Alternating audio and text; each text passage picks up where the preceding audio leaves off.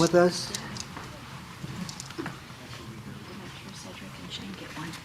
I'm going to wait till other people go. I'm going to make more. I'm going to Just to check, can you guys hear me? Yep, and we are live.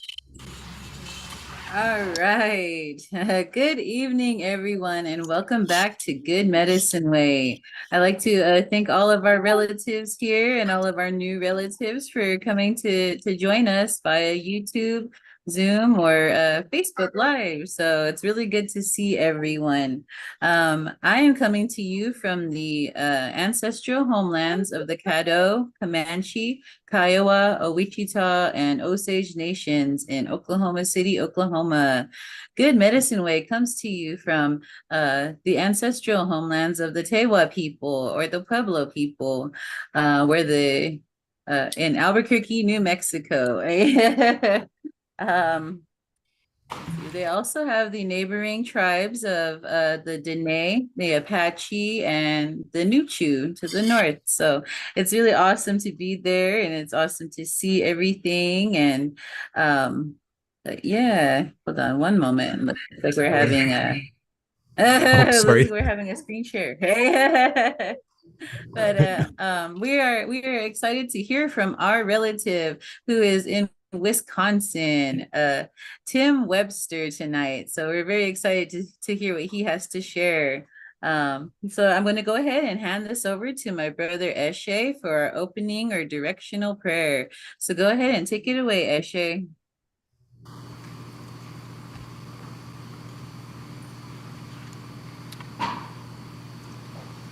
He's from South Carolina. Sorry, right when I was getting ready to get on, my dad called me. Like literally when I was getting ready, the phone called at the same time.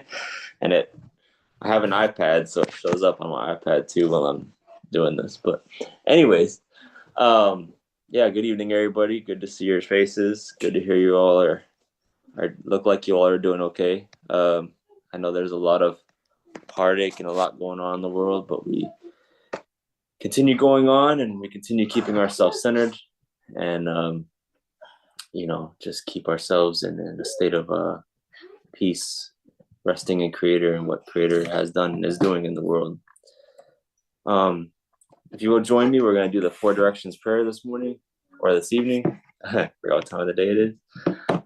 We are going to be talking about the morning though, so you get a little sneak peek. But we're going to get into that now, and we're going to start in the east. Morning. All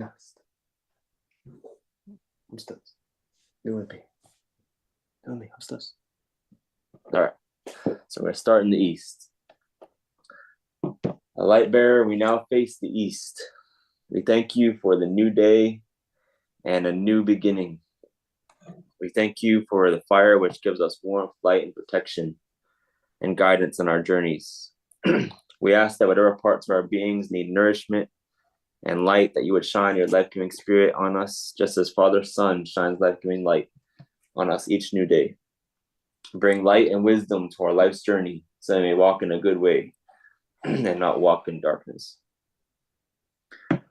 Let's see. Life-giving spirit, we now face the south. We thank you for the gift of healing and adaptability. We thank you for the waters of life which nourish our beings. We ask that you would show us how to be fluid, like water, so that when new or difficult situations come up, we may navigate them in a good way. Bring abundance to our lives so we can channel your goodness and abundance to the nations around us. Great healer, we now face the west. We thank you for the night as well as for the day. We thank you for bringing to light what would have otherwise remained in darkness. And also, we thank you for being with us in the challenges of life that increase our dependence on you, the light. We ask that whatever arises that is negative, that you would give us clarity to know how to end toxic cycles that don't serve the community of creation or you. Bring rest to our spirits and resolutions to the cycles that we encounter, just as our relatives rest when the sun sets each new day. Rescuing spirit, we now face the north. We thank you for the spirit of the wind, which breathes life into all of us moment by moment. We thank your life-giving breath for resurrecting and bringing to light parts of us that were hurting. and that we're dying and dead. We ask that our minds and hearts would be nourished and kept well. We ask for good thoughts and for protection from the crooked ways of the coyote, and also ask you for a blessing and guidance to those we perceive to be our enemies. Bring your protection and purifying presence to revive what needs healing within us and around us, and new life. Just as the winds blow the dead leaves from the trees, so that new leaves may grow in their place. The spirit which comes to us from Grandmother Earth, we thank you for supporting and feeding us throughout our lives. It is said that when we separate from the womb of our human mothers, you take the place as our Earth Mother. We ask that whatever creator you would have us to do with our hands and our feet to usher in the new creation, that you would use us in that way for all our relatives, and so we would hear and respond to your voice. We ask you to help us and to take pity on us as human beings, so that we can use the good gifts that you've given to us in a good way in order to bring more life and order into the world. And spirit which comes to us from Father Sky, we thank you for the blessings of life, Creator, and we thank you for being near to us, and thank you for being near to us moment by moment. Remind us of your power when we grow weak, and communicate to us with your love, and grow our hearts soft, so that we may be like a hollow bone that is clear, ready to receive your spirit. And Ahan, let it be so. Aho. Thank you, brother. That was a Howling Crane original. Eh? But thank you for that wonderful prayer. It really means a lot to many of us who are going through things. So I wanted to just take a moment and wish everybody a happy Sweethearts Day in 2 days. So spend time with your honey and your babies, and yeah, just have a good time in a couple of days. So I just wanted to take that little moment to say that. But okay, I'd like to pass it over to the Grovers for our opening song. I'm really excited. I'm excited to see. Oh yeah, and happy Lunar New Year. Yes. I forgot about that one a little, but yeah, thank you. Yeah, go ahead and take it away, Grovers. Say. All right, yeah. Shagobile, as they say out in Tuba, New Year. And yeah, and if you're a single person, go have a great date with yourself on Wednesday. 'Cause that's important too. All right, we're going to be doing, this was a song that some of the university folks brought back from Alaska by a fellow up there named Guy Peters, and it's called, and let me get the words up here. Where's the other girl?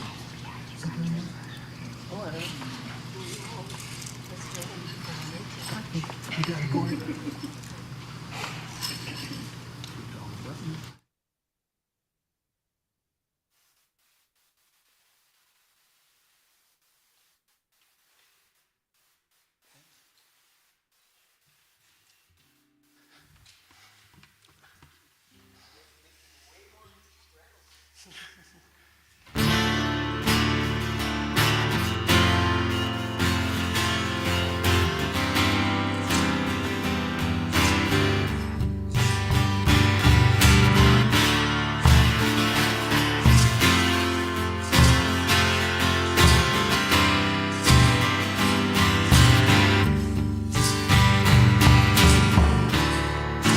Child of Creator, the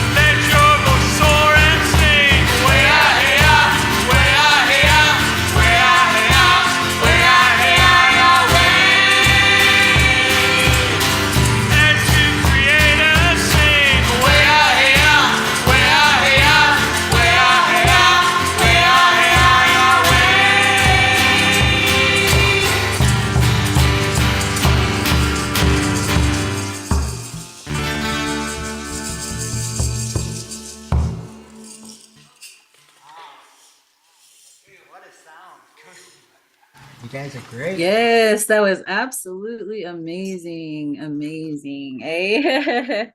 I bet it sounded really great in person though. Eh? Oh, Getting to man. feel the spirit. Yes. I'm sorry. Were you gonna share another song or was that the one? Eh? But yes, oh my goodness. I want to thank our Alaskan dear ones for sharing that song, that beautiful song with our people here down here in the lower 48. I think that's what they say. Anyway, during the culture sharing night at the Would Jesus Eat Fry Bread in 2016 and in 22, I think it was. I got to watch a few of our Alaskan relatives share the dance moves. The dance moves is like a whole step to it. Eh? But yes, I just wanted to share a little bit about that because I love that song. Anyway, okay, I'm sorry, I didn't mean to get off track. Eh? Okay, I'd like to call on Jamie Becca for creation insights tonight. So for our creation insights, it's kind of like our moment to just share something about what creator has been putting on your heart, what he's shown you in nature, what he's shown you in your everyday life. So I'd like to call on Jamie to share a little insight. So go ahead and take it away.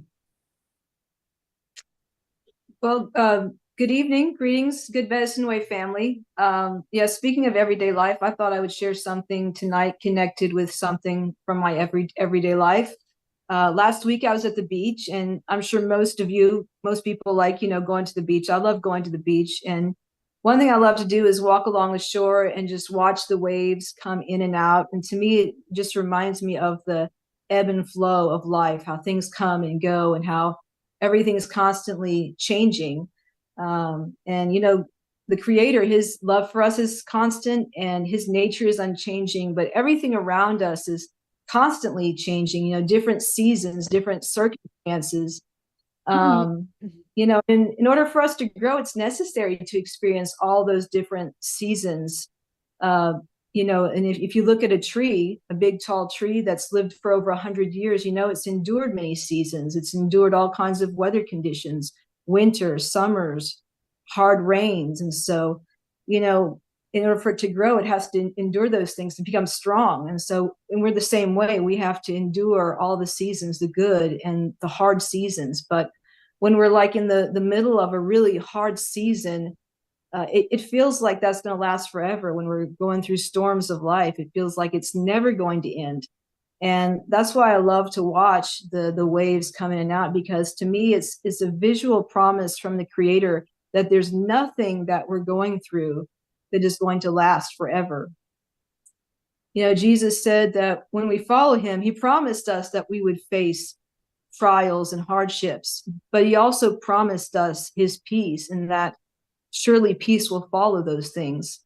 And so in one moment, we might be experiencing waves of sorrow, waves of grief, waves of heartache, waves of fear, waves of physical pain, but it's guaranteed that it's going to be followed by waves of peace, waves of joy, waves of the Creator's love that will bring healing and restoration to our souls.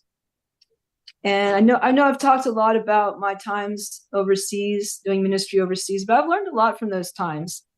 And one thing I've learned is that I've learned to expect the unexpected, because it seems like it never fails. Every time I'm over there, that something totally crazy and unexpected happens that I have no control over, and it makes me feel like in the moment totally helpless. And so I've also learned that I have to surrender those things, or else I'll just go crazy. And so this last time that I was overseas, I was gone for 7 months, and I started doing this meditation when I was faced with these things that just made me feel overwhelmed. In those moments, I would do this meditation where I would imagine that I was standing on the shore, and I would imagine the waves coming in and going back out. And I would just imagine that whatever that thing was I was dealing with and struggling with, that I had no control over, that I would just kind of, with my hands open, just give it to the water and let the waves just carry it back out to the sea. And I would just imagine, the water, the waves just carrying it away from me, and just doing that until I got to a place of peace and acceptance. And so I would like to briefly walk us through a little meditation just to illustrate this. And so hopefully you can maybe also put it into practice if you're facing something that, you don't have control over, and you just need to get to a place of peace. So take a deep breath and just close your eyes and imagine that you are standing on the shore, and in your hands, you're holding that thing that you're struggling with right now, but you're not holding on tightly. Your hands are open in anticipation of the coming waves. And as the waves approach, just allow whatever emotions may come up. Just allow yourself to feel whatever emotions come to the surface. And let the waves crash over you. And as the waves begin to recede, just open your hands and let go of that thing that you've been holding on to, that thing that you can't control or fix. And just let the waves carry it away and carry it out to sea. And you may need to do this several times, but just imagine with every wave that comes towards you, just imagine that wave is carrying peace, comfort, whatever it is that you need from the Creator in that moment. Imagine that wave is bringing it to your heart. And just do that until you get to a place of peace and acceptance. And that's what I have to share tonight.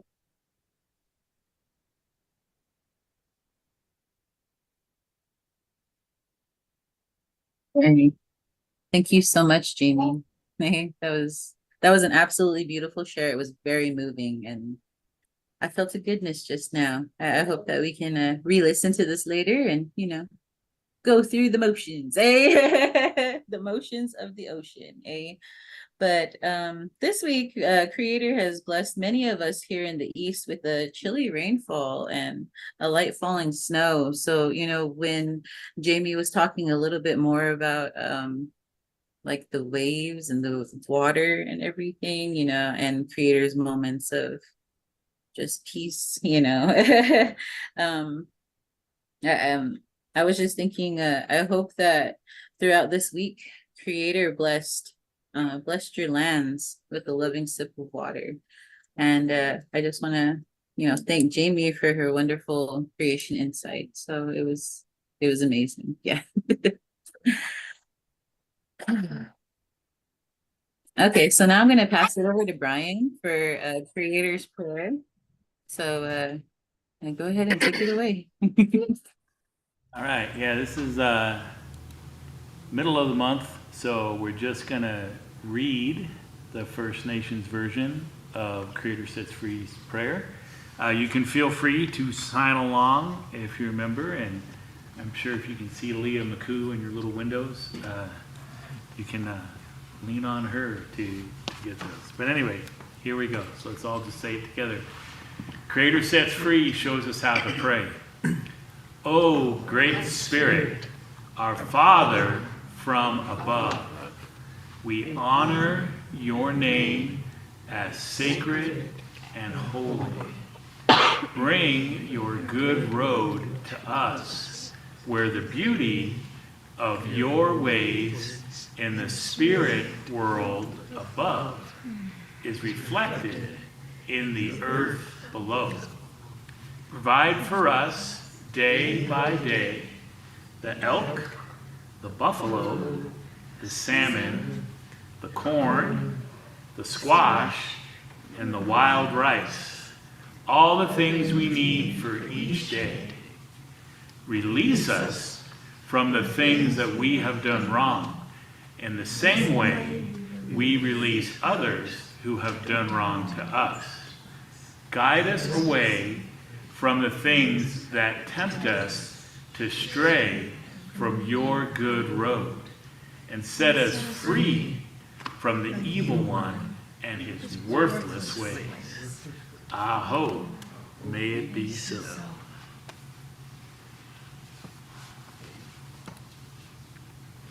Thank you, everybody, for that. Hey, I was watching Leah McCoo, but I was like half a second behind. Hey, so I was like, I can't do it. I'm sorry, not tonight. Hey, but we were reading from the First Nations version of the Bible here, right? That is where Creator teaches us to pray comes from. I don't exactly remember which story it is, but if you just check it out in here, you can practice a little bit. So when we read over it again, we'll all be like, hey, we know that one. Hey, we could practice that way. Anyway, so I am going to go ahead and hand it over to our uncle, our brother, our pastor, Casey Church, for the smoke signals and giveaway. So go ahead and take it away, Uncle. All right. I had to turn my mic on. So we're ready to roll here. Well, thanks. We got a really good group here going right now. All of you on the screen right now on Facebook Live as well. And this is probably the biggest group that we've had so far. So thank you all for being a part of this here. And so a few things that are coming up. I think everybody is aware, you've probably seen the announcement several times now. In March 23rd, we're going to have a concert here in this location right here.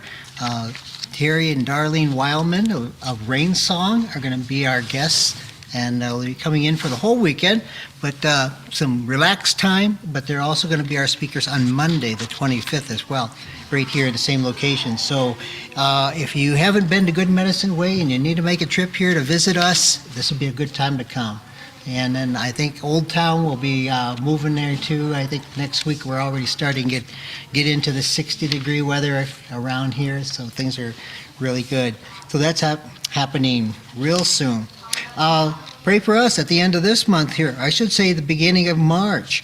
March 1, 2, and 3, we're going to have a group from NATES visiting us. If you know what NATES is, it's the academic and ministry, contextual ministry model that has just grown over the years here. But that group is going to be having a workshop here, and we're going to be hosting them here at Good Medicine Way in a couple of our buildings here. So it's about 15 folks that are coming in And so keep that in prayer. This will be their first visit down this way. So some good folks. Some of them have been our speakers, and I'll probably recruit some of them to be our future speakers as well.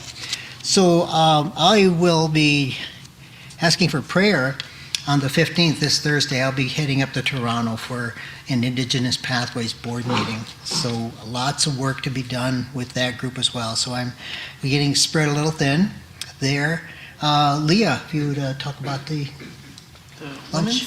We're actually with Cedric Quintero here with Native InterVarsity from the University of New Mexico. We'll be compiling sack lunches here at the church on tomorrow at 2 p.m. and then distributing them around 12:30 p.m. on the UNM campus. So anyone who wants to fly to Albuquerque for that, or if you're already in town, you're welcome to join us for that. And then another announcement is that all the ladies here or virtual are invited to come to our women's book discussion, which is every Thursday at 7 p.m. Mountain Time.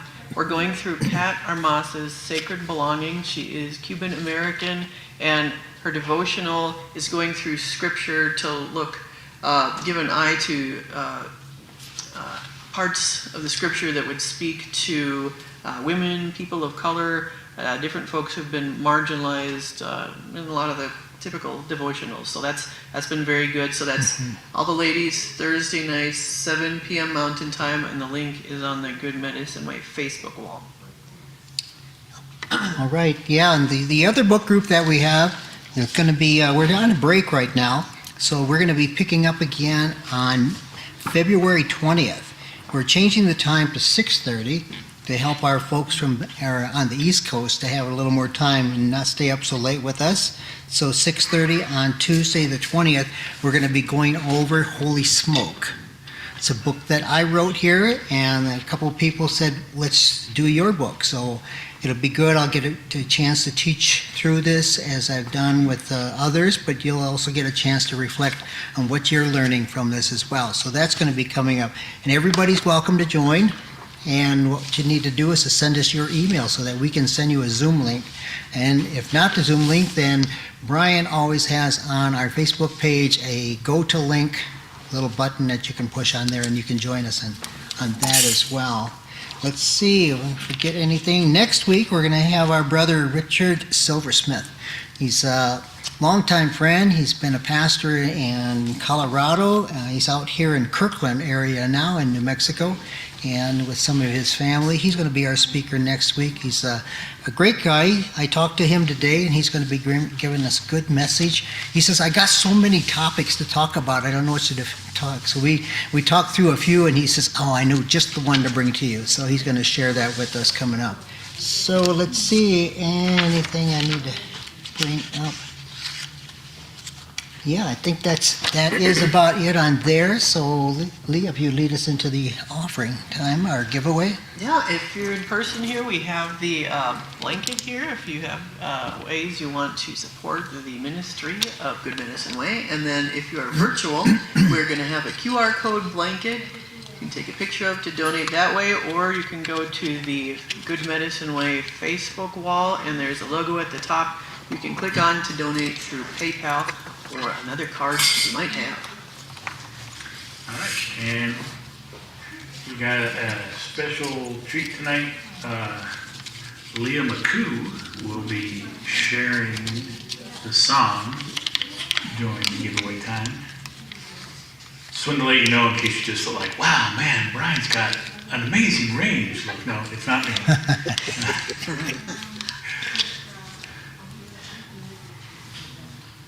Let's go. All right. Go ahead. I love this song so much. I hear it when I'm sleeping.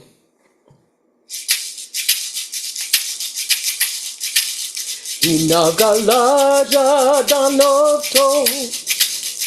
You can wash your spirit clean. Give away the things you don't need. Let it all go and you'll soon see. And you'll wash your spirit clean. Inalaka Danoto. And you'll wash your spirit clean. Give away the things you don't need. Let it all go and you'll soon see. And you'll wash your spirit clean.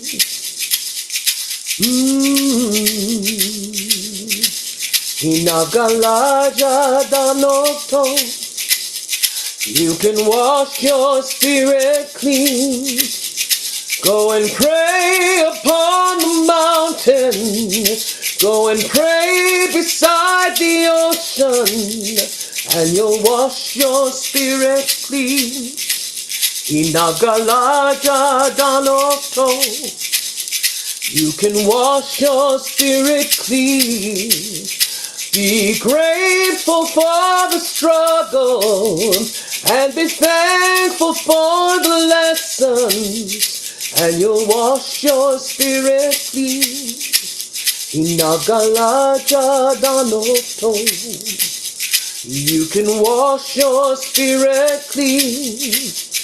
Be grateful for the struggle and be thankful for the lessons, and you'll wash your spirit clean. Give away the things you don't need. Let it all go and you'll soon see, and you'll wash your spirit clean. Inagalaja danoto. And you'll wash your spirit clean.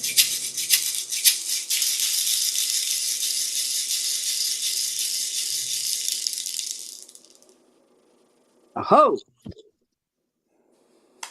Yes, thank you. Thank you. That was absolutely amazing, Leah. I thank you for giving us that beautiful prayer just now that in that way. Thank you. Thank you. I don't really know what to say, but whew, I'm moving tonight. There's a good spirit here, good medicine coming out to all of our relatives from near and far, and it's actually coming through the screen. So I'm very excited, very yes. All right. So now we're going to go into a centering or stillness time.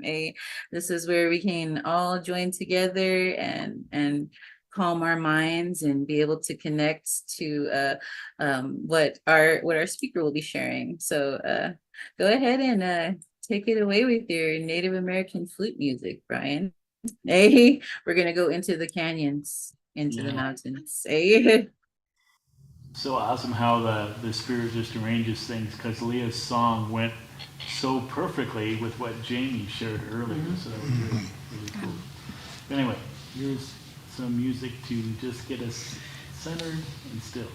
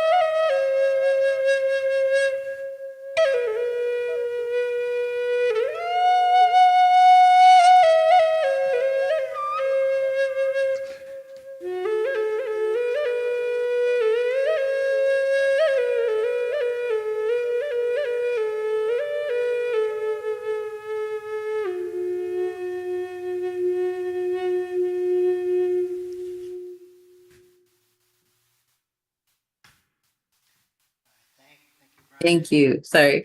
I'm gonna go ahead and let Uncle I was gonna say, thank you, Brian. You made me think of a mountain that I grew up around, within the San Luis Valley, somewhere close to the Rocky Mountains. You took me to that beautiful place, and I Mhm. just want to say thank you. And I hope that you all saw something amazing too. But yeah, now I'm gonna hand it over to my uncle Casey Church. He's going to introduce our featured speaker tonight. So go ahead and take it away, Uncle. All right.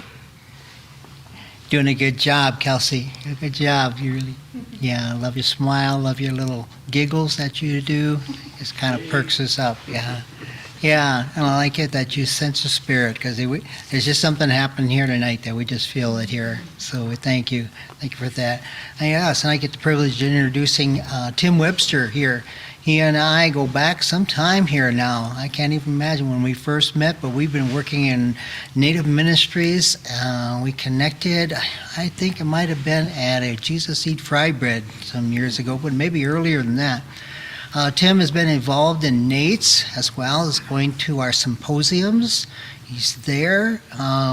He's working in Wisconsin now, at the University of Wisconsin, I believe, where he's doing ministry with InterVarsity. And he's been doing it for many years, so doing a good job.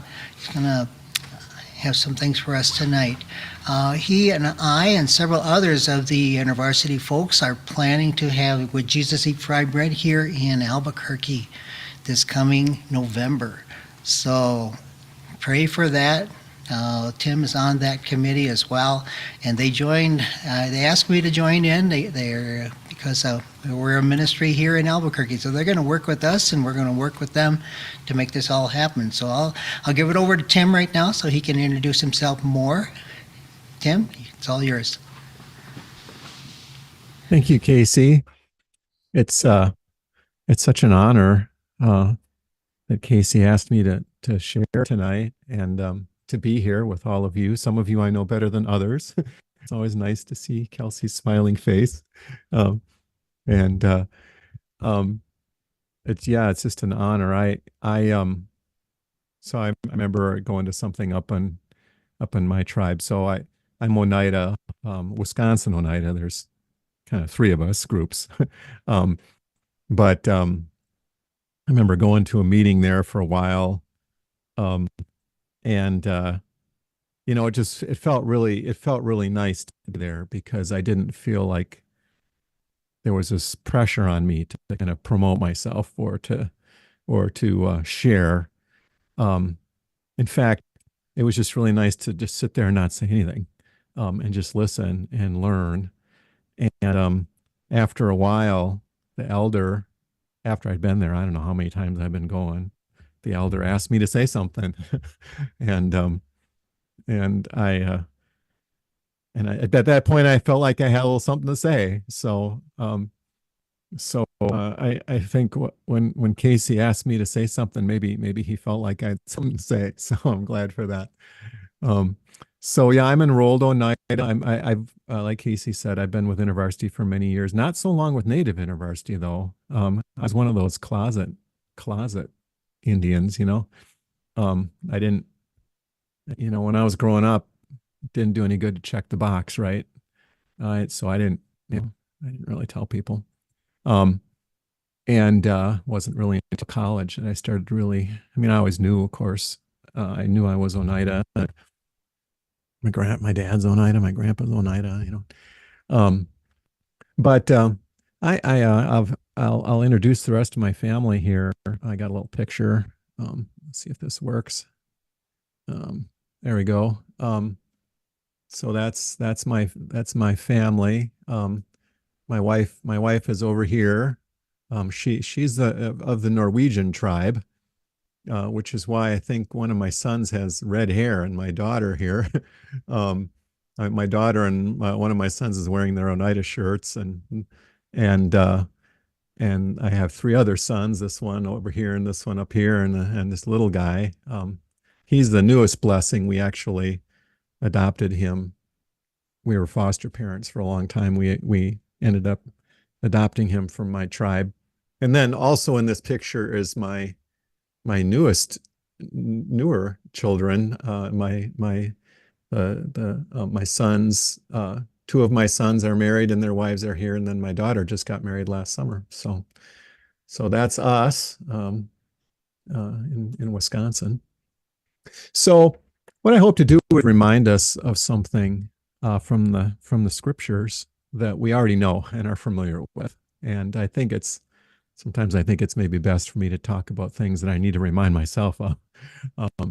But I want to start with a prayer and a story first. So let's pray together. Creator, you know us so much better than we know ourselves. Please show us our hearts tonight. Please show us your heart. Amen. So now a little personal story here. So, you know what? I'm going to figure out how to get this thing off my screen. There we go. Well, home is a big deal to Native people, right? It's always been a big deal to me. Home started out for me as my family and where we lived, our farm in Wisconsin, the animals, the woods, fields, the river, the blackberries, the nettles, the rocks, the weeds, all of it, the animals, the chickens and the sheep. And I like being at home better than I like being anywhere else. I spent a lot of time tinkering in the barn or the shed, wandering through the woods, playing there with my friends or my sisters. And as I grew up, I grew into a greater awareness of my extended family and my tribe. And home came also to mean our homeland on our reservation.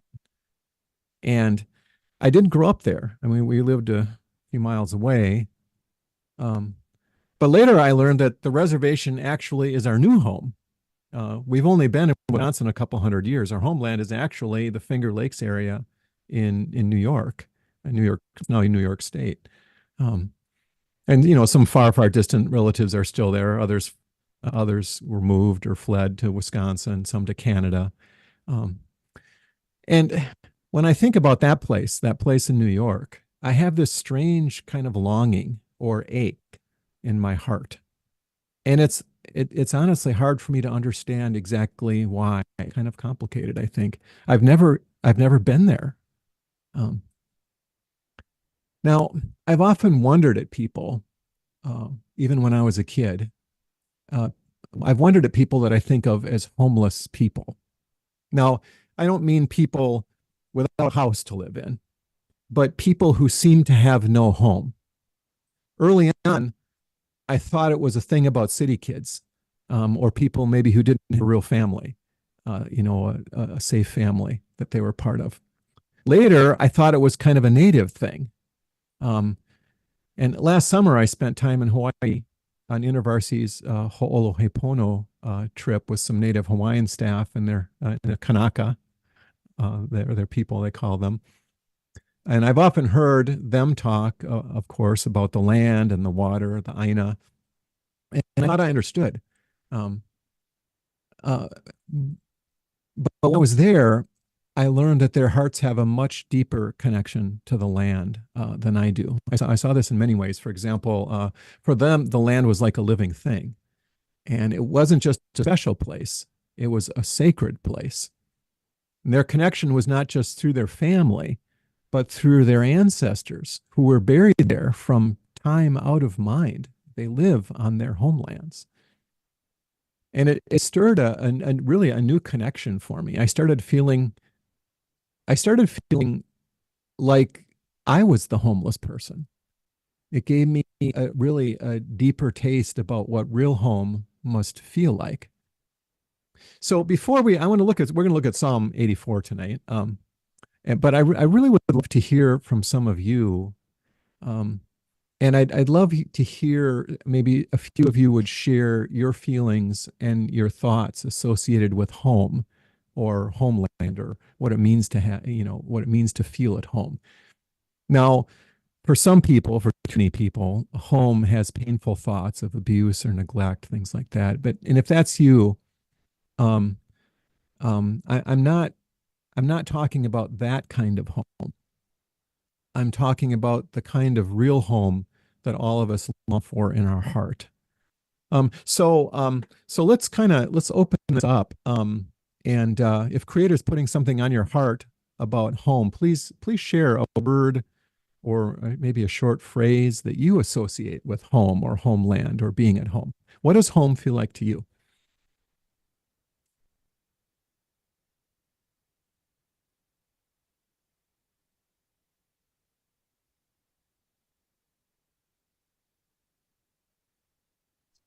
Well, I will share. Go ahead. Go ahead.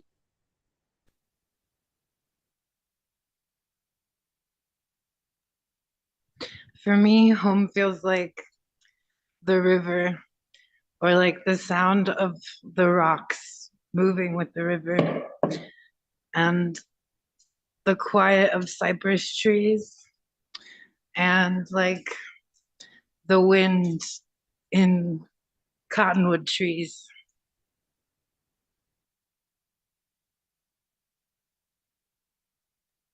No, thank you. Others?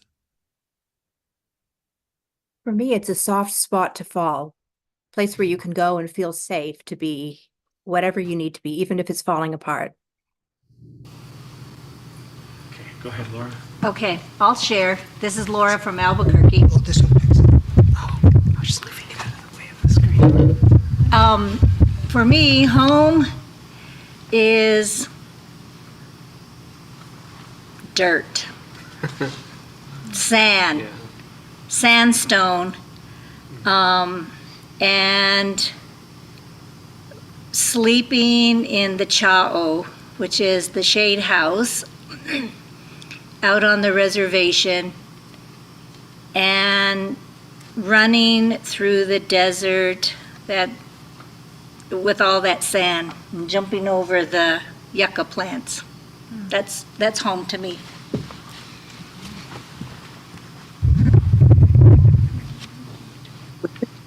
Share and go better, but the same.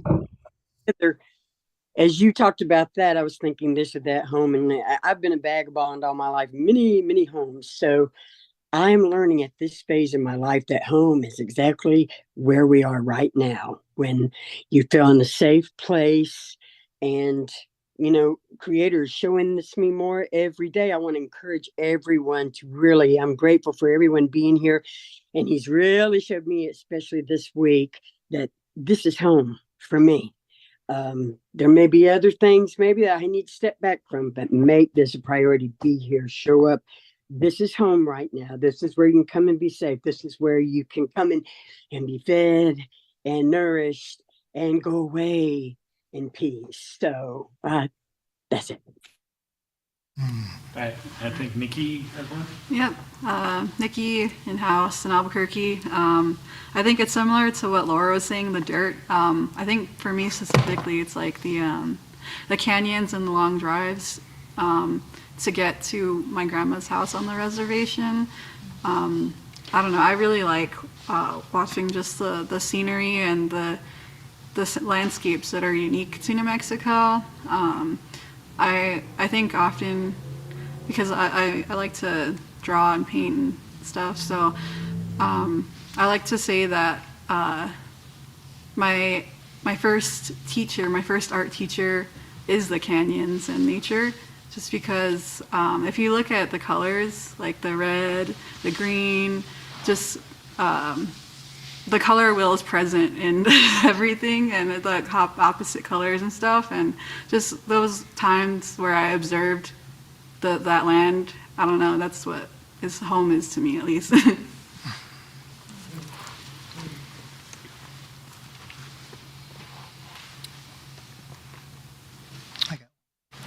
All right, go ahead, Casey.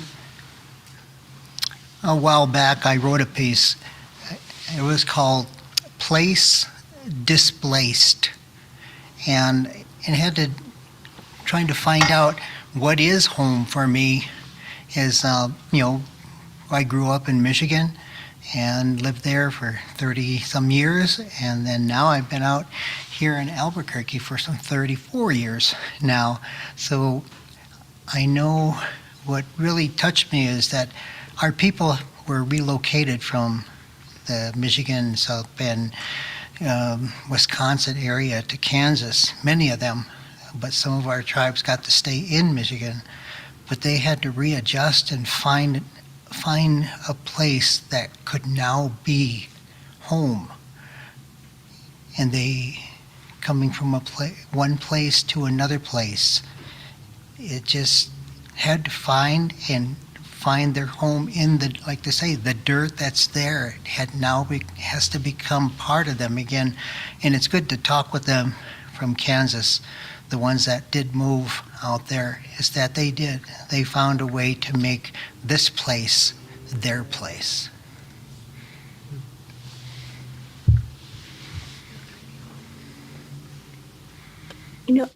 Oh, go ahead, Joe.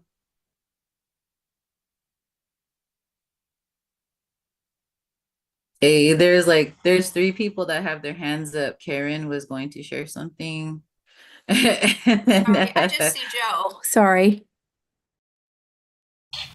Hi, my lineage is Northeast. I was raised in California, and yet I can honestly say that the lakes area feels like home to me and like I belong here. But my lineage goes back to the Ojibwe, and I feel like a little bit was just said, that finding that peace and settling into feeling what can be home. It feels, when I feel it's okay for me to be there, it feels like home.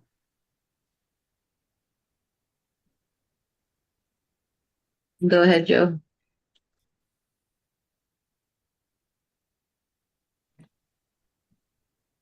Hey, I know it's always an interesting thing when I'm driving like on the southern side of is that the 8 that goes by the border there, and there's always a point in my drive going back to New Mexico where it's like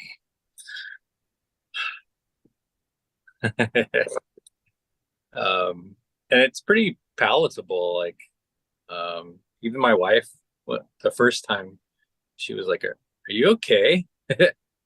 And on the 60, same thing. If we ever go to 60, and on the 40, there's a certain part on the 40.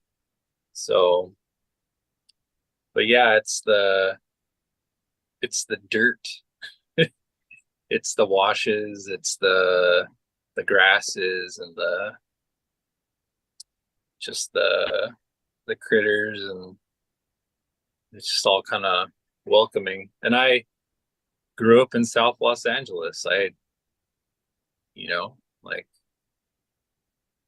but my heart, my spirit just kind of, it speaks to me. So I think that's a truth for me anyway.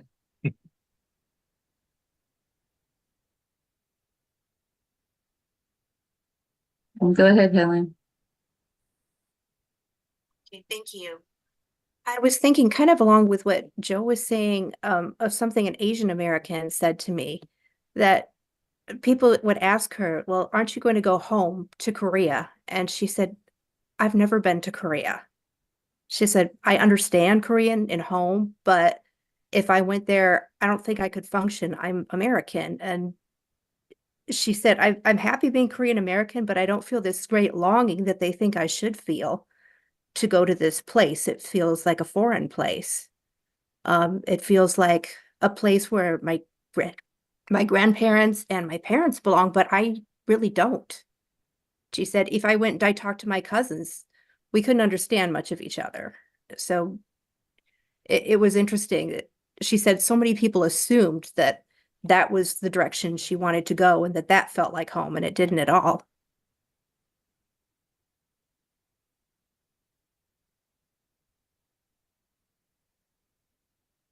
All right, thank you. I'd like to share real quick. When you asked what does home feel like for you?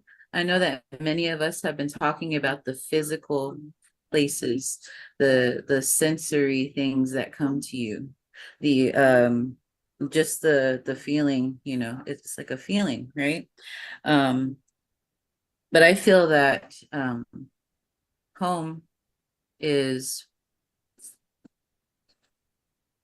where your heart beats the strongest. I feel like home is where your heart beats the strongest. That's where you can connect to these physical things. That's where you can connect with loved ones, with other people, with people who will give you that sense of belonging and take you in and make you feel as if you really are family, even if you're not.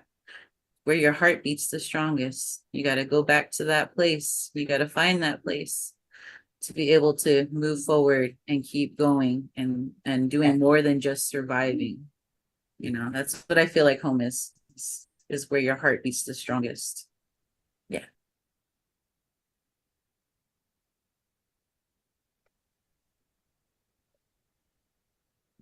Could I say that in conjunction with what you and Brother Joe were saying, sis? That it made me think when Brother was talking, because I've experienced that, I'm sure a lot of us had, when you actually do come into a place. I mean, you know, a lot of us, you go here and there and it's constantly like it's bombardment from all sides. But when you come into that place, for me, where your ancestors, and not necessarily in that place, in the spirit, who knows, you know? But you feel that it's like you dropped your bags and you just walked through the door. And when Brother Joe was talking about, and you said it's where your heart beats strongest, and that made me think of that generational DNA that a lot of us are just now learning about, you know, how it generational trauma can also be generational giftings too, you know, of course, I mean, good and bad comes with that. But the wonderful thing when Joe was talking, and then what you said made me think that when you come into that place, and however we are in the grand scheme of things, we end up at home with our ancestors. And from all the way back where Creator designed us for, that's when we feel that heartbeat of that DNA, of that ancestral spirit just, you know, running to meet us.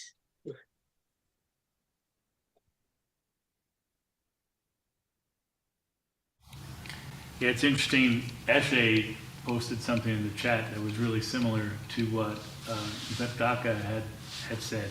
But he basically said, you know, that connection and nurturing is what Eshe felt like really defined as home.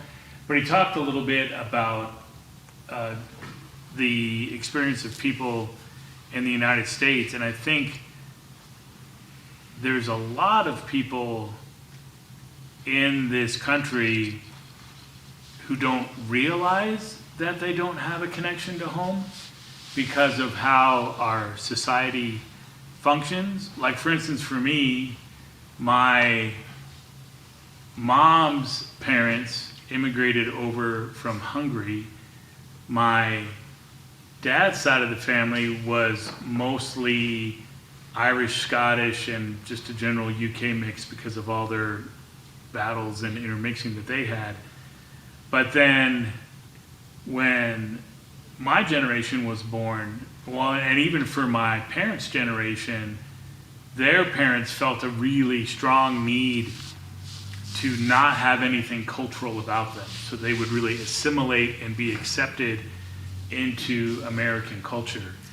And then when I was really young, my family moved away from the land I was born in and from where all of my blood connections were, to a place where like we didn't know anybody. And so I was just like completely like floating in limbo there. And I think that's an experience that is very common for a lot of people in America. And because our society has such an emphasis on what you do rather than who you are and who you're connected to, that I think a lot of people don't ever regain that connection. So I think there's a lot of people who are kind of in that limbo state who don't even like realize that they're there. Like if you ask them, oh, you know, where are you from? They would talk about places where they've worked or where they've done things, but they don't really have a real connection. So yeah, and I don't know. I mean, for me, it's all kind of diffuse because I'm still kind of in that open area a little bit. Anybody from here? You're welcome. Yeah. Yeah, it'll pick you up from there.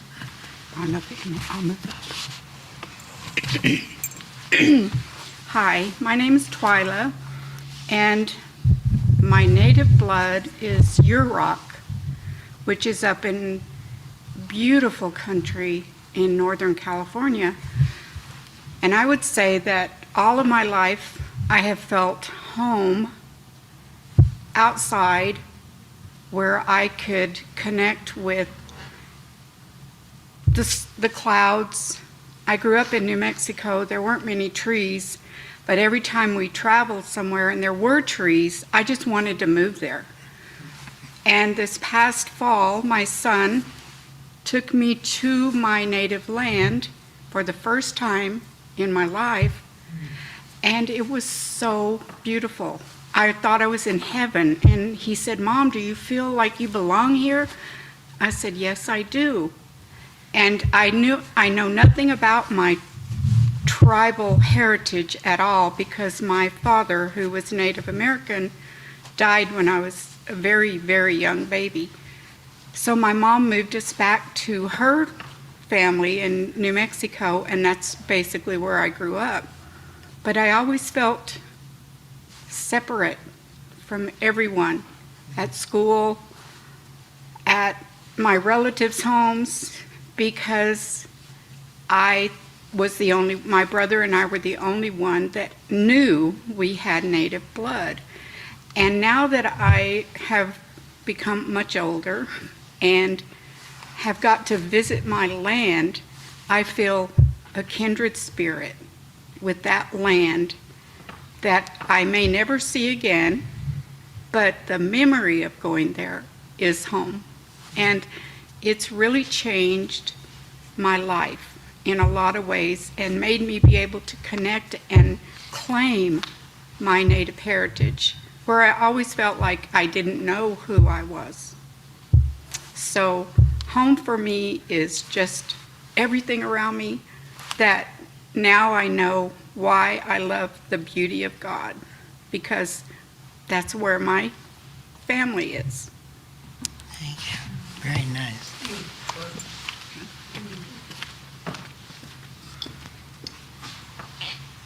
All right, we have a hand up, and it is Lisa.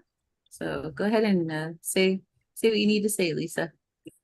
Thank you. I was thinking like you for a moment, but something else came to me, not just the sensory items you like the trees and the lakes being in Michigan. I can relate to that, but one of the things that came to my mind was music and how it just touches your heart and makes you part of your people. And that can be any people, but I felt like all my life music was a part of my heritage. And the other thing was, and you laugh, I'm from Michigan, but I always felt like I was part of Albuquerque. And I married my husband from Albuquerque. So you guys, you'll probably see me over there. Because I just loved it. I felt such I think it's a calling when you feel like you're home. When you know that you're home, it's in your heart. And there's many parts to that.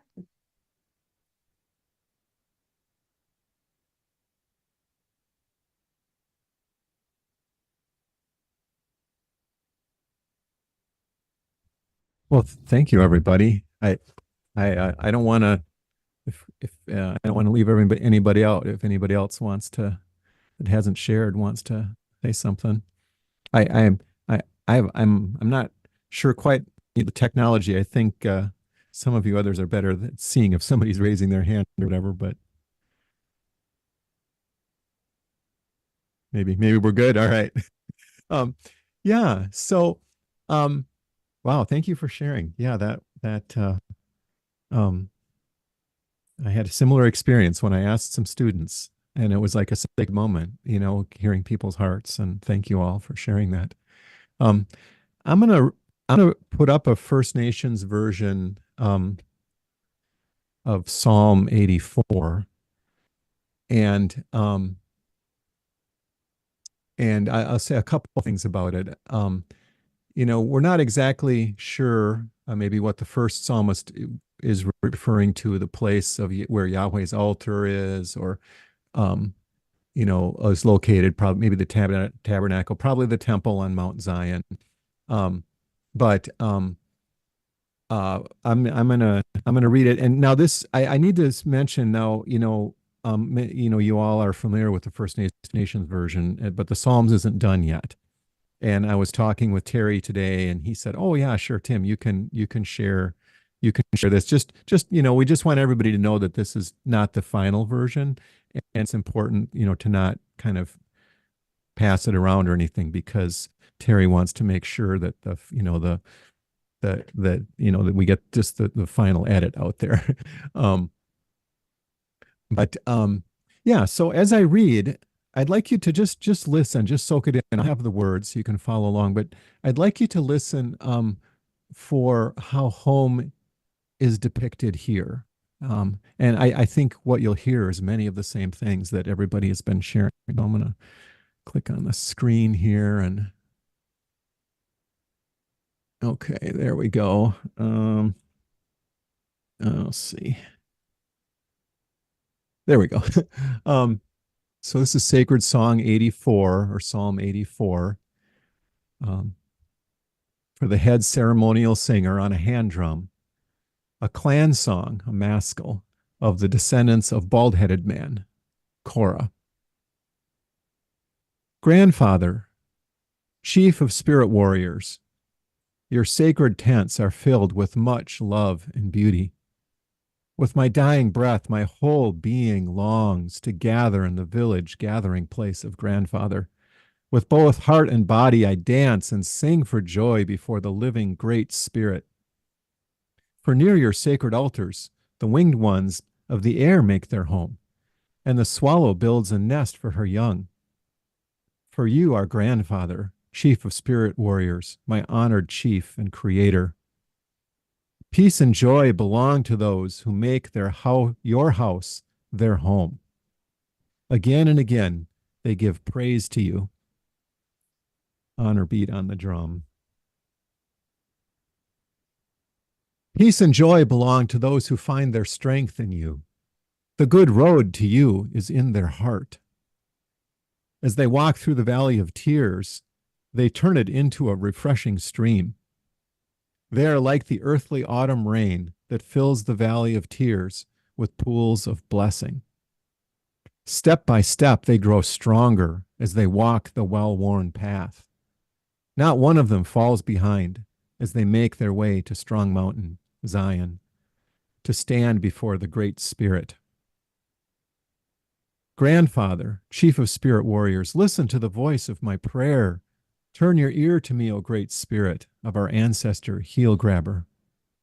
Honor beat on the drum. Look, O maker of life, and behold our shield, the chief you have given us. Look with favor upon the face of your chosen one. One day in your sacred gathering place is better than 1,000 anywhere else. I would rather stand outside the gates of your sacred lodge than live in the tents of those who follow their bad hearts. For Grandfather, our Creator, is the sun who gives us light and a medicine shield to keep us safe. Great kindness and honor are gifts to us from Grandfather, He holds back no good thing from those who walk with pure hearts. Grandfather, chief of warriors, chief of spirit warriors, peace and joy belong to those who put their trust in you.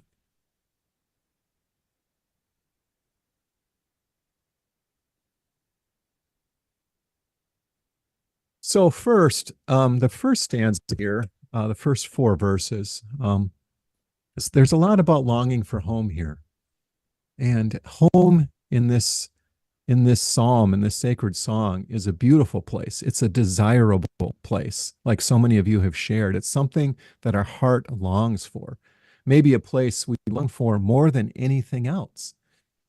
One of the most important things, I think, that you can know about a person is what they love, isn't it? That shows where the heart is. It's more important than what a person thinks or even does in the short term. What a person loves sets the whole direction of their life. Jesus said as much, didn't he? The things we treasure, that's where our heart is, he said. Jesus certainly wanted us to understand and obey him, but mostly he wanted us to love him. I think everything else will sort itself out if we love him. In the poem, even the birds in that first stanza love being there. They make their nest there. They raise their young there, and that's where the stanza ends. Peace and joy, or blessing, if you're looking at a different English version. Peace and joy belong to those who make your house their home. So in the next stanza, there's even more about how home brings nourishment, right? The psalmist picks it up again with peace and joy. Home is the place where we find strength. He says, peace and joy belong to those who find their strength in you. The good road to you is in their heart. Home is a place to find renewal. Home can reverse all the bad stuff and make it good. That's the next verse. As they walk through the valley of tears, they turn it into a refreshing stream. They are like the autumn rain that fills the valley of tears with pools of blessing. That's what home can do. Yeah, so I mean, it's like I thought this is just a great psalm for revitalization. That so many people talk about. And the pathway home leads to greater and greater strength. In verse 7, step by step, they grow stronger as they walk the well-worn path. Not one of them falls behind as they make their way to Strong Mountain to stand before the Great Spirit. And this is something else that's really important about home, too. And what makes it so, I think, one of the things that makes it so alien to much of our modern experience in life.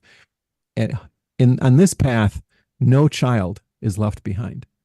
Home is a place of unconditional acceptance and support. In school, you never have that. You might not get a passing grade. You might not be able to afford to go to school. College, I work with college students. College can be a wonderful taste of home for some people, in their campus fellowship. But in some ways, but home is never a place you have to be rich enough or smart enough for. What about the best, the very best job or the very best career? Well, there too, you might not make the cut. You might lose the ability to do it. You can always get fired. In tribes, so there's this talk about disenrolling people these days. But in this psalm, home is a place where no one is left behind. They're all brought in. They're all accepted. And the psalmist is so caught up in all this that he turns the end of this verse into a prayer. In verse 8, he says, Grandfather, chief of spirit warriors, listen to the voice of my prayer. Turn your ear to me, O great spirit of our ancestor, heel grabber. Now, heel grabber, that's Jacob. FNV translates his name literally as heel grabber. And you remember him, right? He started life grabbing the heel of his brother, and he competed with his brother much of his life. Then, at the turning point in the Jacob narratives, he realized he was hanging on to the wrong thing. Do you remember that? At the turning point, he grabbed on to God instead and wrestled with him, and he wouldn't let him go. He hung on with all his might. And that's when God gave him a new name. Israel wrestles with Creator. We need to hold on to the right thing. And the one the heel grabber ultimately wrestled with. Now I want to go back for a moment before I leave this verse to the part that I kind of skipped in verse 5. The good road to you is in their heart. Now, in some ways, the psalm gets a little confusing. The song gets a little confusing. I'm wondering, what are we talking about? How does it switch between home and God himself? The road leads to I mean, we think of roads leading to a place often, right? But here the road leads to a person. The good road is to you. When I was leading this Bible study on the Psalm a couple of weeks ago with some students, and there was one guy. He always has the right answer, right? And he thought he'd sniffed out my trick. He said, "Oh, I know what you're getting at. Home is heaven. Our real home is in heaven." And actually, I don't think that's what the psalm says. The road leads to Yahweh. The real home is with Creator himself. Now, of course, we see the connection, right? Home is one of his best gifts. Of course, it makes sense that it would show us his true heart. It would show us something about his own heart. And I think this is a difficult one for me theologically. I think some people have drawn the wrong conclusion from this, and maybe even they've built a whole theology on this. The homeland, the way this theology goes, which I think is a mistaken way of thinking about it. It goes, the homeland, the land of Israel, doesn't matter anymore. We're New Testament people now. We know a spiritual home with Jesus can be anywhere. And they might go on to say, you native Christians, you should get over this idea of homeland.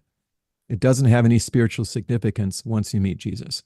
Home has been relativized. And, well, I don't think so.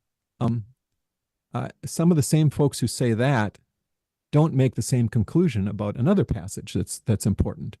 Do you remember when Jesus relativized family relations? He asked, who is my family? Whoever, and he says, whoever does the will of God, he says. And so it's in 3 of the Gospels at least. In Matthew 12, he says, who's my mother? Who are my brothers? And he points to his disciples and he says, here are my mother and brothers. For whoever does the will of God is in heaven, is my brother and sister and mother.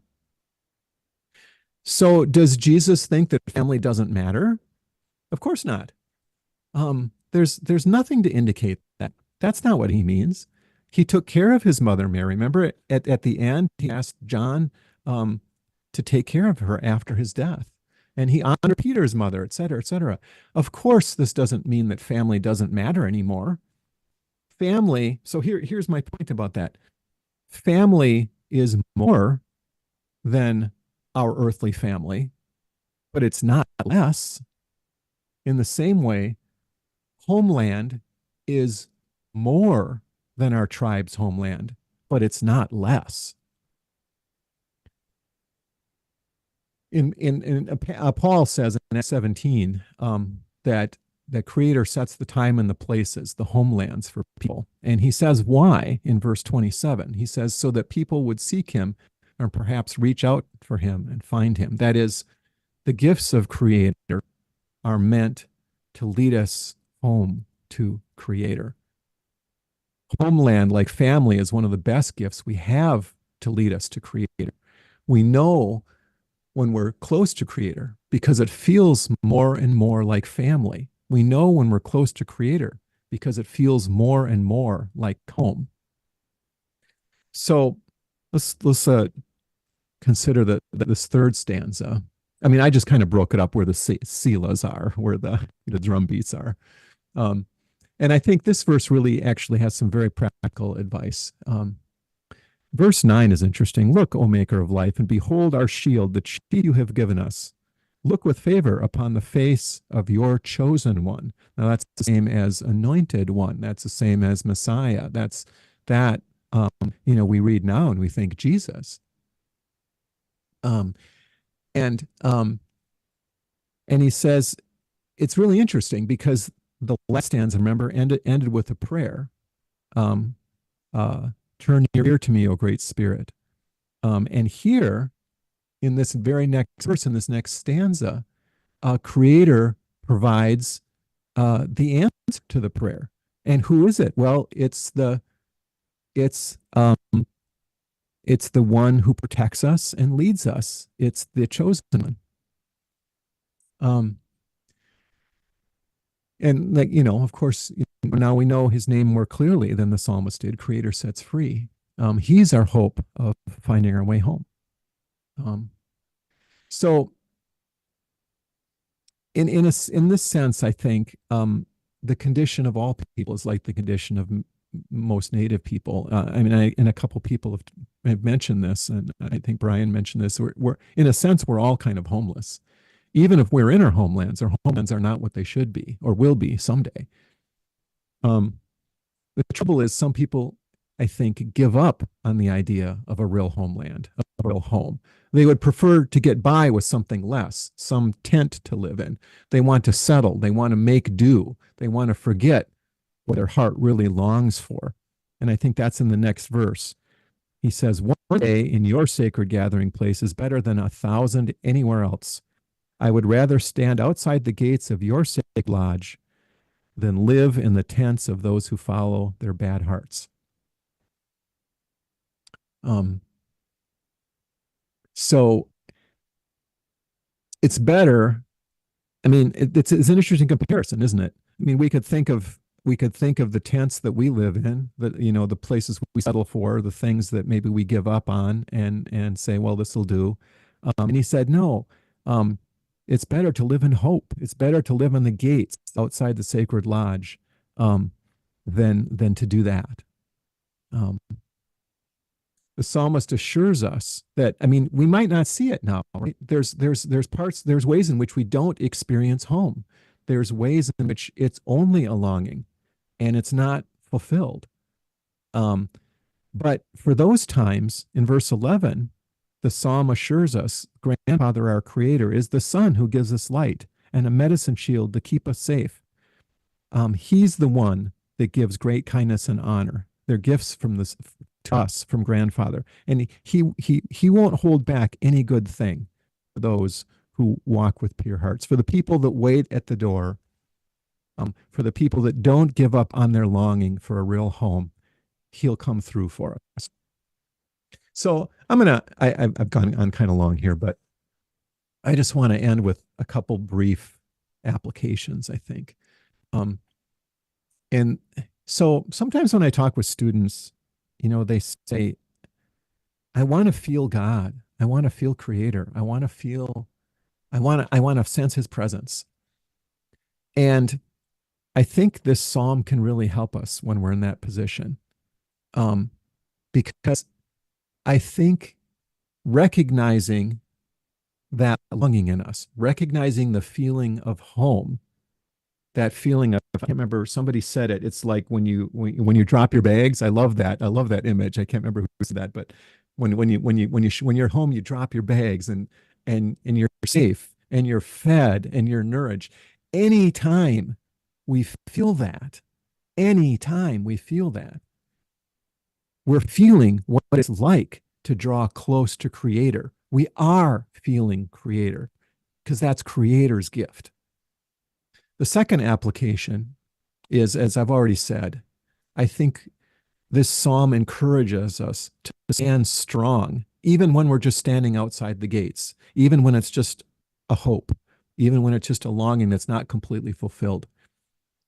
This psalm encourages us to stay standing there, knowing that Creator will ultimately bring us home to himself and give us all the full home that we're all longing for.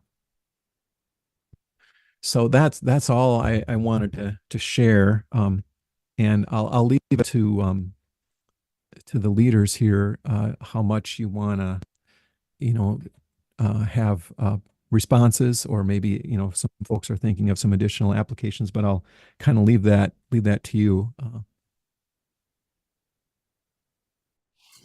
Yeah, I think we should have another little centering time, just to kind of sit for a moment with what you've talked about, and then we'll open it back up for questions and comments.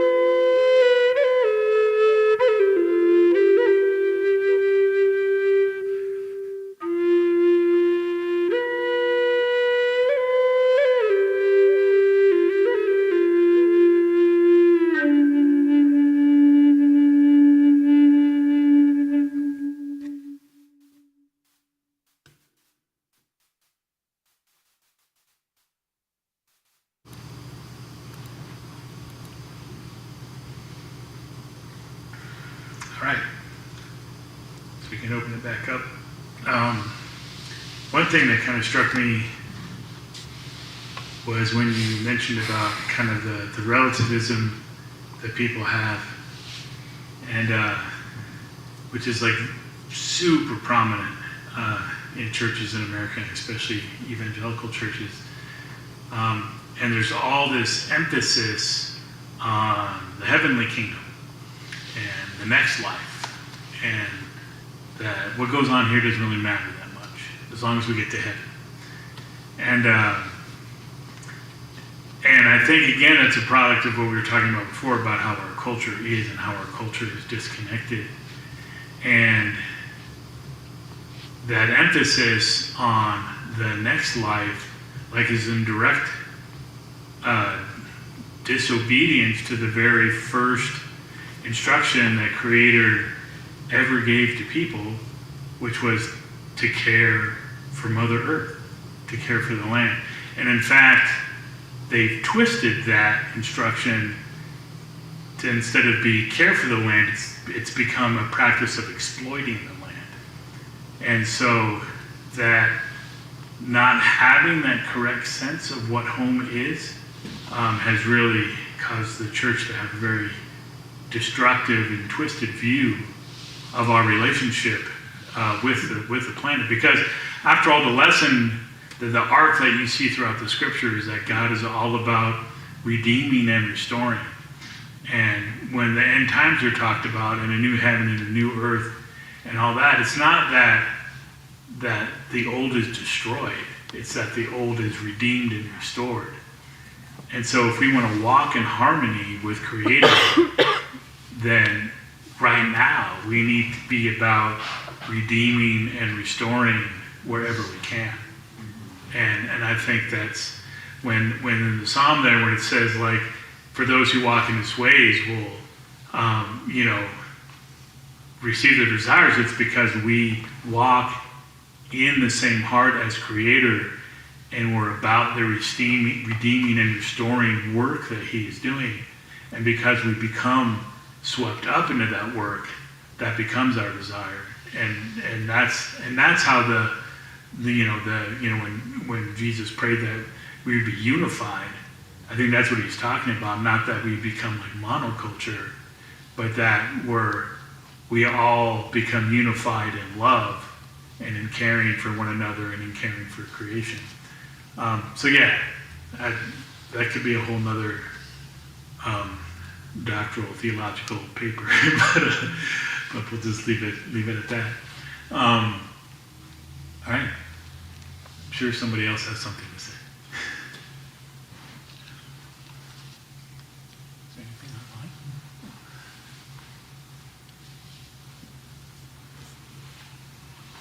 Go ahead, Leah. I had a thought when you first asked what is home to you, and I was saying a safe space, a safe place, unconditional love, family, hug, all my ancestors behind me, that came to my mind. And while you were speaking, and I heard others say land, sand, rock, where my feet stand with my people. And I realized that I started wondering if I was giving the answers of someone who is in diaspora, who's never been on my home sand. I've never had my feet there. I'm remembering the Hebrews in the diaspora and how they became very good at making everything that they could hold what they could take with them, what they couldn't take away, to have it up here, right, or in here. And so I was noticing that unconditional love, well, that's going to be wherever I go, that's always with me. And that reminds me of when I lost family, when I lost my mother, when I lost my father, that my healing was in bringing what I got from them with me to make sure that the parts of them that are with me are always out, are always here. And that brings me back to the unconditional love. That's God in me. And as long as it's present with me, that's got to be my home. That's got to be there. That's all. Just I thought, boy, none of my things are about ground and my getting back to my people, my land. It's like, I don't think I've ever been on my land, right? I've just always been moving right on along. And so it has to be what I felt with my ancestors who are past, what I felt with my family who's present, and what I can feel is a safe place where I can drop my bags. It's a safe place, a safe space. Right. Okay. That's all I had to say.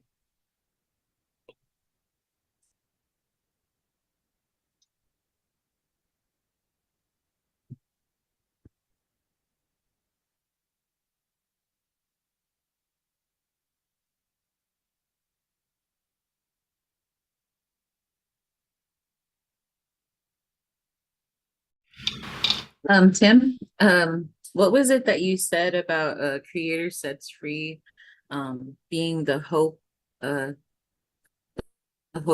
what was it? Yeah, I think the interesting thing about this psalm is where creator sets free kind of shows up when in verse 9, where he says, look what you've given us. Look, O maker of life, and behold our shield. So a shield is like a protection, right? And the chief you have given us, like the leader, someone who would lead us. Look with favor upon the face of your chosen one. And that's where I'm kind of seeing Jesus here, the chosen one, the Messiah. And I think what's interesting about this why, about this showing up here is it's right after the prayer. It's like right after a prayer, like we need help. And what does Creator do? He gives us Jesus. He gives us Creator sets free. He gives us the help we need. So did that answer your question? Mostly, but it was the hope to make it home. Is that what you had said? I'm sorry. Oh, yeah. Right. Yeah. And I'm thinking, the reason that the reason that I went there is because I think since this whole psalm is about, it seems to be about home and the road, like in verse 5, the road home, and making it to the strong mountain and stuff. That's why, that's the connection, I think, because Jesus is bringing us home to God. Jesus is the one who helped us home to God. And yeah, that's where I was seeing that connection. Go ahead, Helen. I was thinking along the lines of having a home, and as some of you were speaking, how sad it is that some people don't feel that security or freedom anywhere. And that's part of, I think, what's wrong with a lot of people today, not in a judgmental way, but just the disconnect. I think it was the word that you used, Brian. And that's been something that I know. I teach a lot of students who come from different countries, and that's something that they notice here. They say, at home, we have a much better support system, that you have a whole family around you. And sometimes it's almost too much family, but they said, but we'd rather have all that. Like, I have a student who's celebrating Chinese New Year, and she's glad to be at her grandmother's house, but she says, but not when it's time for a shower, because everybody needs a shower and there's only one bathroom. Or but she said, she's still glad, even with that, she said, I'm glad that we're all together. But I think of that loneliness, that isolation that a lot of people feel. That's all I was thinking about. Yeah, and I think what we're seeing here is sort of something to help us understand the gifts of Creator. So I have one of my best friends. Her father was not a good father to her, but she had enough of a sense of what father means that God can be her best father, and he can make up what was lacking for her, and that's that's why I've kind of brought in family. And so not everybody has received the full gift of what it really means to have a homeland, to know where your ancestors are buried, to have that deep connection. But everybody who shared tonight shared something about what home should feel like. So not everybody has the same gift or the same amount of the gift that can lead us home to Creator, but Creator has given us all something. Maybe we have more in some areas than other areas. And I think that's kind of the point. I feel like to have that hope, to be able to stand outside the gate in longing, in unfulfilled longing for now, we have to have hope. And sometimes I use the illustration of a window. Say you've lived all your life in a dark room, but for a moment, just for a moment, somebody lifted up the shade and some light came in, and then the shade back down, and that it's there. That the light is really there, and that gives you the hope to keep going. And so for me, that feeling home came from some of the Hawaiians years ago, because I showed up someplace, they asked me to help out with native stuff, and I thought, shoot, what do I know? I'm this assimilated Oneida guy, didn't even grow up on his reservation. They're asking me to serve native students. And I had the most profound experience of home, one of the most profound experiences of a home that I've ever had, when I showed up at that place. All the Hawaiians stood up and they sang me a welcome song in Hawaiian. It was like, we welcome you. We're so glad you're here.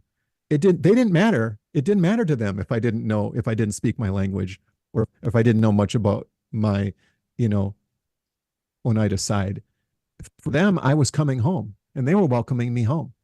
And in that moment, I thought, oh, it's just like, You see, so see what I'm saying? I think when God gives us soul experience, he gives us what we need. And oh, sure, it's so wonderful if we have a full understanding, a full experience to kind of lean back on. But God, I think Creator will give us what we need to carry on.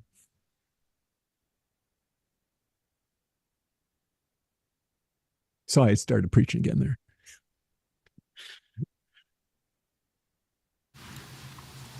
Are you still mulling, Joe, or do you have something? You just looked like something was working its way to the surface. So I was just wondering.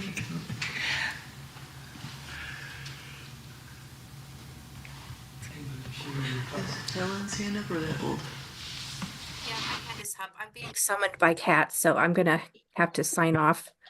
But I wanted to say a couple things. When you mentioned that brief exposure to light that people see and that they can recognize, well, that's what light is.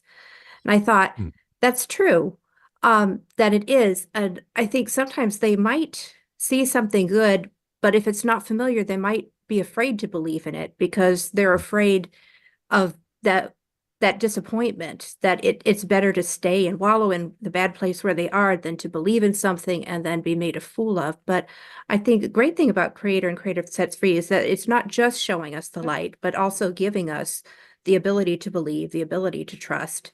Because one part of it alone may not be enough for everyone, but when you put all of it together, it is.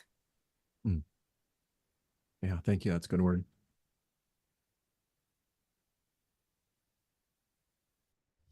I think Plato wrote a lot about that kind of stuff. But go ahead, Vedadaka. All right. So what was it? I was just thinking while you were talking, Tim, just a second ago, the comment that you had just made or the statement you made. I was thinking about like I don't mean to like talk about myself right now. Okay, but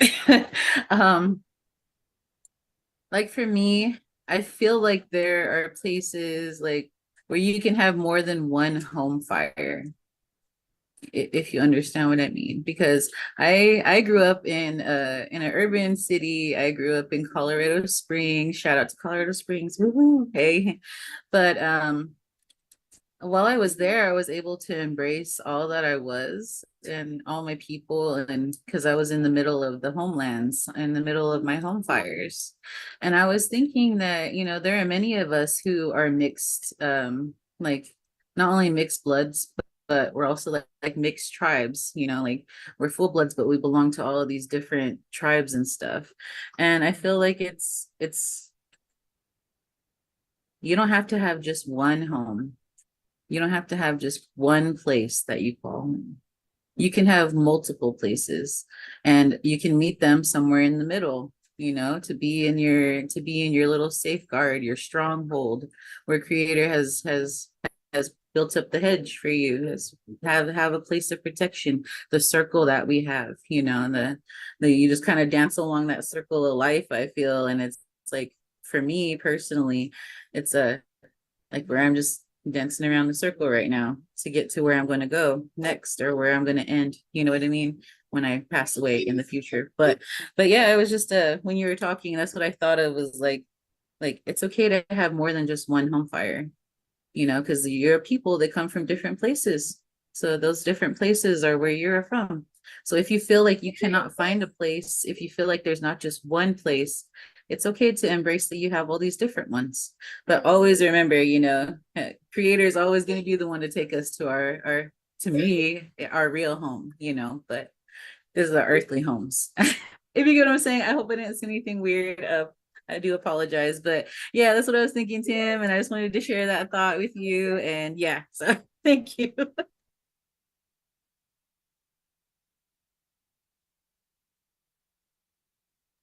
That was a good word, sis. That just tied it all together. Now, I was blessed by that. Yeah, go ahead, Joe. I I was thinking about what you were saying, Tim, about being in Hawaii I was thinking about, because I had spent the last decade in Western Canada.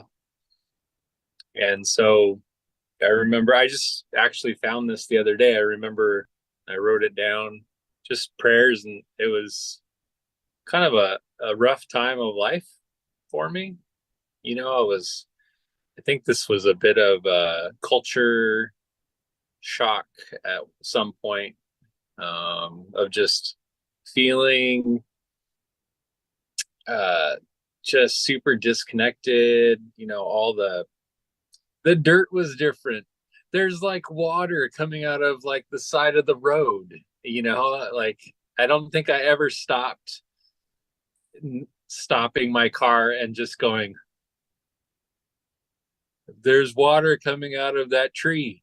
Or, you know, like that's the other biggest river I've ever seen. You know, you know, and so you know, kind of like culture shock, but like flora and fauna shock, or dirt shock, or but kind of in kind, you know, like around that same time I met who became my co-Salish mom, you know, and she's a medicine lady, and she really you know, met me at that time, and just you know, she's kind of rough and tumble, but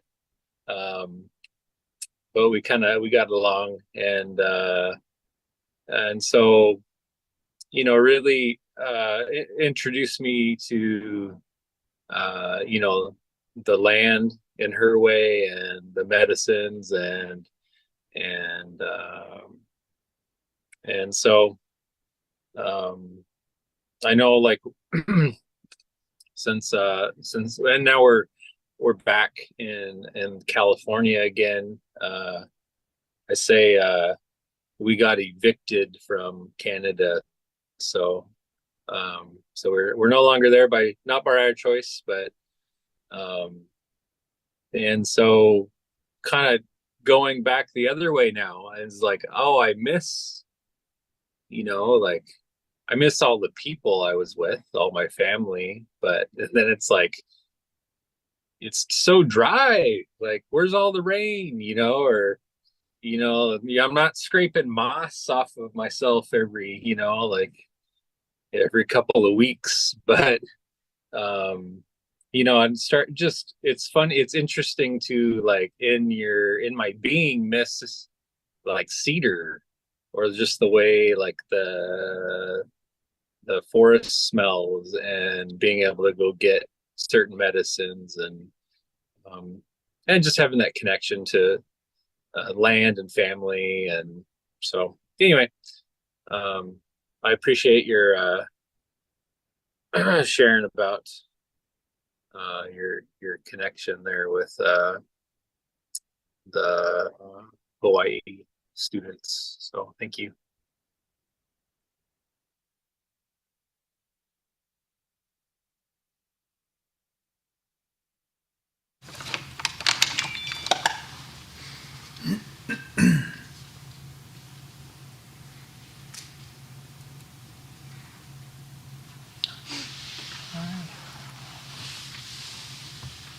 All right, last call for comments.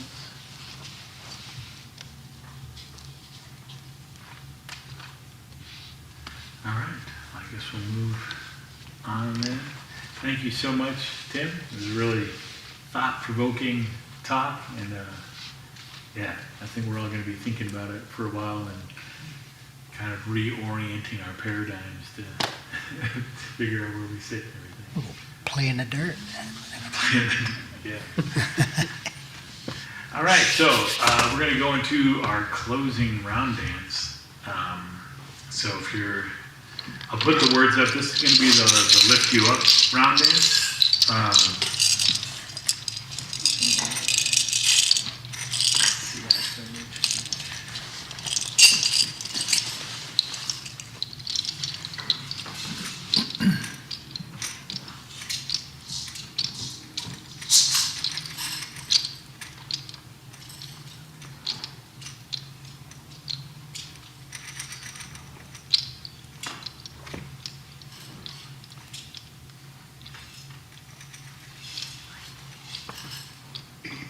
yeah, so feel free to drum, sing, dance, whatever in your spaces there.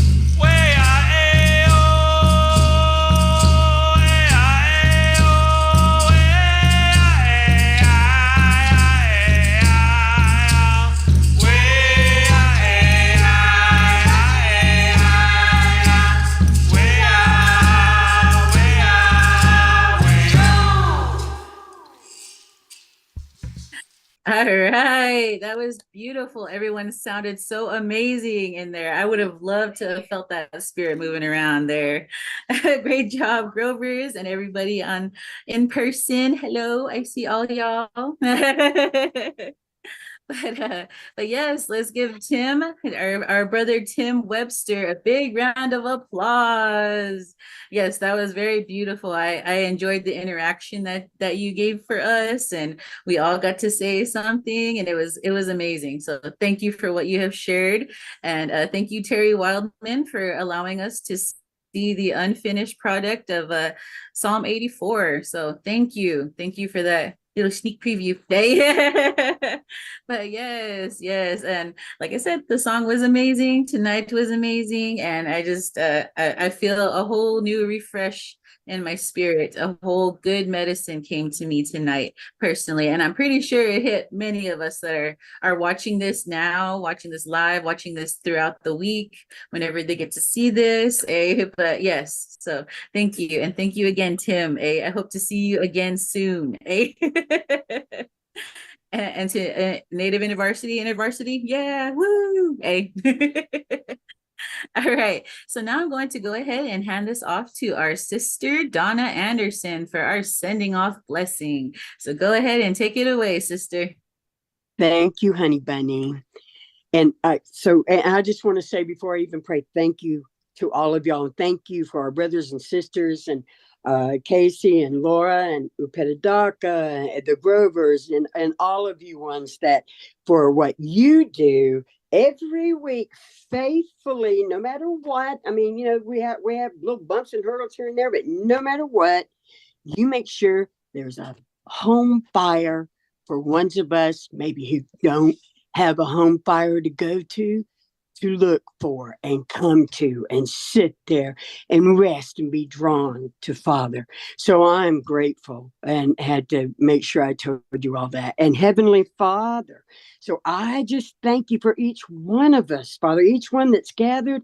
And Father, and just as you continue to enlarge the gathering, Father, that the fire will just get bigger and bigger and warm us more and more, and that we can come and be made whole and fed and nourished here at this fire, safe, not worrying about looking over our shoulder, but just able to look right into that fire where you are and be made whole, that we may turn around and walk back out there where it's cold and dark and still emit and glow from that fire that you're preparing for all of us to draw others that are in the darkness like we were and just looking and just don't even know they're lost, but that they'll be drawn, whether they think of it consciously, through the Spirit, your Holy Spirit that goes out with us. So we just thank you, Father, because you show up for us every time. So grateful. We are so blessed. In Jesus' name, amen. All right.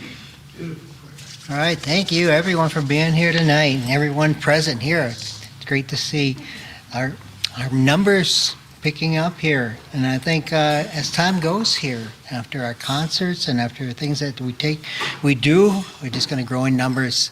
I hope that this place, after hearing this message, I hope this is the place where you can drop your bags and feel at home here with us. Feel that this is a safe place where you can share and know that you're loved here. So with that, we send you all out with a good blessing. Thank you, everyone, for being a part. Have a wonderful evening. Take some food home. Oh, yeah, there's food. Yeah, got extra food. Goodbye, everybody. Good night. Good night. Thank you, everybody.